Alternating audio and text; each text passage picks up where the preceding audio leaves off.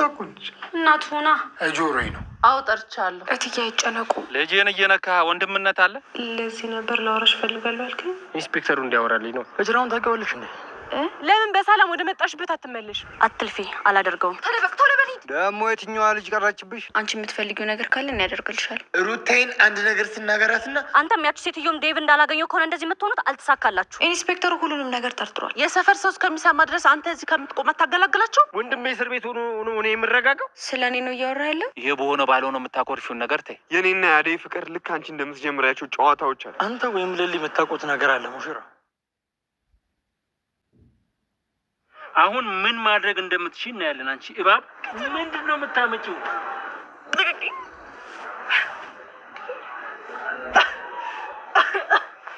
ወንድሜ እህቴ ደህና ነሽ? ጎዳሽ እንዴ? ኧረ ገሎኝ ነበር ወንድሜ። እንኳን ደረስክ። ኢንስፔክተሩ ገጀራውን ለማግኘት ለሊ ወይም ባቡሬ ትልቅ አማራጭ ናቸው በማለት እነሱንም መከታተሉን ቀጥሎ ይገኝ ነበረ። ታዲያ ኢንስፔክተሩ ወደ ለሊ ቤት ጎራ አለ። እናም ለሊ ኢንስፔክተር እንኳን ደህና መጣክ፣ ምን ፈልገክ ነው ስትልም በጥያቄ አጣደፈችው። ኢንስፔክተሩም አይ ለሊ፣ ምናልባት ገጀራው የሄደበትን የምታውቁ ከሆነ ጥቆማ እንድታደርጊ ነው የመጣሁት። እናም ደግሞ ፖሊስ ጣቢያ መታችሁ ቃላችሁን እንድትሰጡ ለባቡሬ ነግሬው ነበረ፣ ለምንድን ነው ያልመጣው ሲልም ጠየቃት።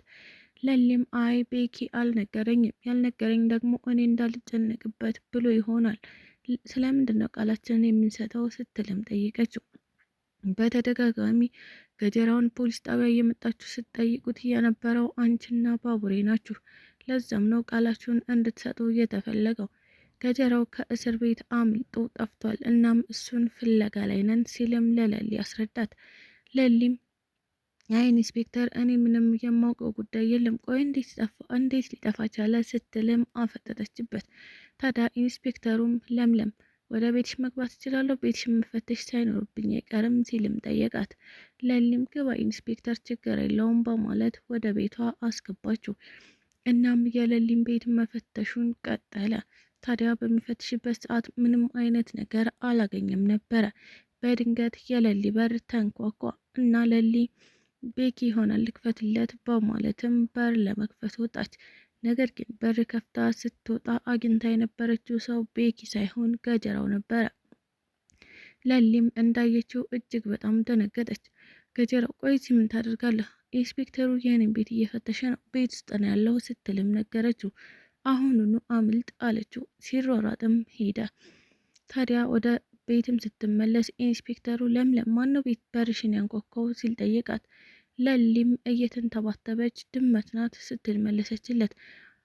የታለች ድመቷ አለ። እኔ እንጃ ግን በር ልትገባ ስለነበረ እሷ ናት በሩን ስታገላትም የነበረችው ስትልም እየተንተባተበች ዋሸችው። ኢንስፔክተሩም ለምለም ወንጀለኛ መደበቅ ወንጀለኛ እንደሚያስብል ታውቂያለሽ አይደል ሲል ነገራት። አውቃለሁ ኢንስፔክተር፣ ግን ወንጀለኛ አልደበኩም ስትል መለሰችለት።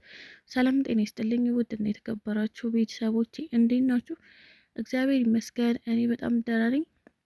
በያላችሁበት ሰላማችሁ ይብዛ እያልኩኝ እንኳን ወደ ቻናሌ በሰላም መጣችሁ። ለቻናሉ ደግሞ አዲስ ከሆናችሁ ሰብስክራይብ እያደረጋችሁ ቤተሰብ ሆኑ። እንዲሁም ደግሞ ቪዲዮን ከመጀመራችሁ በፊት ላይክ ማድረግ ይኖርባችኋል። ሀሳብ አስተያየት ካላችሁ ደግሞ ኮሜንት ላይ አሳውቁኝ። ለዛሬው ደግሞ ሰራተኛዋ አደይ ፊልምን ክፍል 246 ይዤላችሁ መጥቻለሁ። እስከ ቪዲዮ ፍጻሜ አብራችሁን ቆዩ። ዶክተሩ በድጋሚ ከአደይ አጠገብ መሆንን እየመረጠ ይገኛል።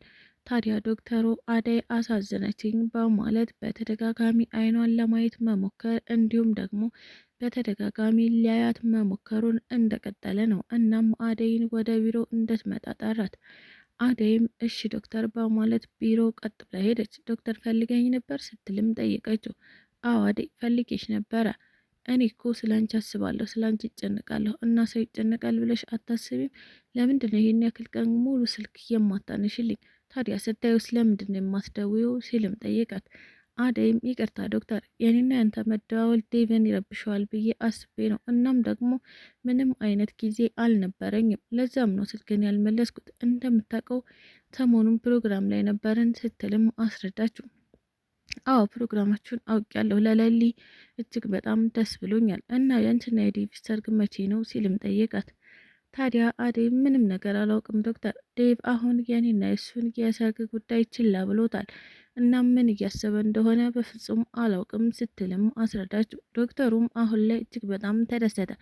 ምክንያቱም ዴቭና አደይ የሚጋቡበት ጊዜ ከተራዘመ በመካከላቸው የሆነ ነገር ገብቶ ሰርጋቸው ይቀራል ብሎ ስለሚያስብ፣ ማለትም አደይ ወደፊት የኔ ትሆናለች ብሎ ስለሚያስብ ስኬቷ ብዙም አያስደስተውም። ነገር ግን ለአፉም ቢሆን አደይ ስኬትሽ በጣም ያስደስተኛል፣ ደስተኛ ስትሆኚ እኔም ደስ ይለኛል ይላት ነበረ። ኪንጎ እስር ቤት ከገባ ቀናቶች አለፉት። ታዲያ ኪንጎን ለማስፈታት ቅምጥልም ሆነች እንዲሁም ደግሞ ዳይመንድ ተፍተፍ ቢሉም ነገር ግን እስካሁን አልተሳካላቸውም። ዳይመንድም ወደ ዶክተሩ ጋር በመሄድ መተክ ፖሊሱን አወራልኝ ሲልም ነግሮት ነበረ። ዶክተርም እሺ አወራልሃለሁ እና ተረጋጋ በማለት አረጋግቶት እያለ ዳይመንድ ቁጭ ብሎ ዶክተሩን በመጠበቅ ረጅም ሰዓታት አሳለፈ። ኩኩሻ መጣች። ቆይ እዚህ ምን ትሰራለህ ስትልም ጠየቀችው። ዶክተርን እየጠበቅኩ ነው፣ ፖሊሱን ሄዶ እንዲያወራልኝ ነው፣ እኔ ባወራው ሌላ ጣጣ ውስጥ ነው የምንገባው ሲልም ማስረዳት። አዎ ዳይመንድ በቃ ዶክተር ይሄድና ያወራው ሲልም ተስማምተው መቀመጣቸውን ቀጠሉ።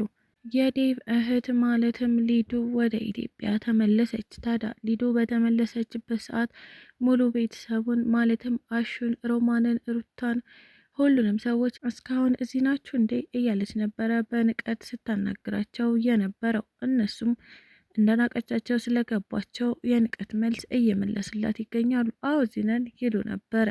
ታዲያ ወንድሜ በጣም ናፍቆኛል በማለት ዴቭን ካገኘችው በኋላ ማሚዬ ነገሮችን አስተካክዬ አሁኑኑ መመለስ ይኖርብኛል ትል ነበር። እናም በድንገት የነ አሹ በር ተንኳኳ። አሹም በር ሊከፍት ሲወጣ መቼም ቢሆን ከዛ ቤት የማትቀረው እና በዴቭ ተስፋ የማትቆርጠዋ ቤሪ ነበረች።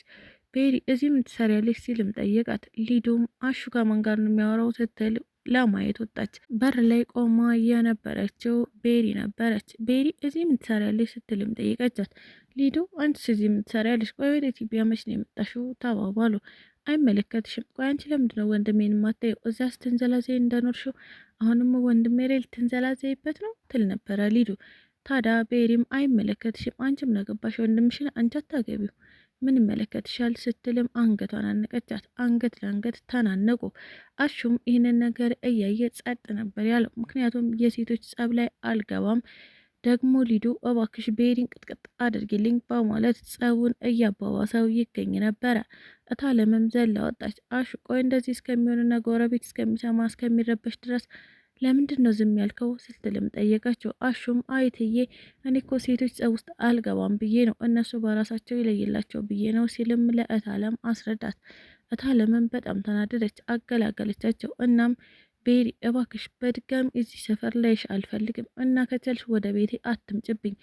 ዴቭ በእሷ ጉዳይ ድጋሚ ካንተ ጋር አላወራም፣ አሁኑኑ ጥጓን እንድትይዝ አድርጋት። ቆይ ለምንድን ነው እንደ ሴት ክብር የማይኖርሽ? ለምን ክብርሽን አትጠብቂም? ትላት ነበረ። ቤሪም ስለምን ክብር ነው የምታወሪው? የኔ ክብር ዴቭ ነው። ዴቭን ይዤ ወደ ሀገሬ እመለሳለሁ። ከዛ ውጭ ግን ምንም አይነት ክብር የሚባል ነገር የለኝም ስትል ነበረ ለእታለም እያስረዳቻት የምትገኘው። ዴቭም እጅግ በጣም ተናዶ ቤሪ ነይ በማለት እጇን እየጎተተ ይዟት ሄደ። ይዟትም ሄዶ ቤሪ እባክሽ አደይን አፈቅራታለሁ፣ አንቺን ደግሞ ምንም አላፈቅርሽም፣ ለአንቺ ምንም አይነት ስሜት የለኝም፣ ከህይወታችን ውጭልን፣ እኔም የራሴን ኑሮ ንኑር፣ አንቺም ደግሞ ህይወትሽን ኑሪ እያለም አስጠንቅቋት ይገኛል። ታዲያ ቤሪ ዴቭ በጣም እንደሚጠላት ሲነግራት ቆይ አደይ ምንድነው ያስነካችው ደርሶ አደይ አደይ የሚለው ስትልም ነበረ እየተነጫነጨች የምትገኘው። ስለተከታተላችሁኝ እጅግ አድርጌ አመሰግናለሁ። ለቻናሌ ደግሞ አዲስ ከሆናችሁ ሰብስክራይብ እያደረጋችሁ ቤተሰብ ሁኑ። እንዲሁም ደግሞ ሀሳብ አስተያየትም ካላችሁ ኮሜንት ላይ አሳውቁኝ። ኢትዮጵያ ለዘላለም ትኑር እያልኩ ሰናበታችኋለሁ።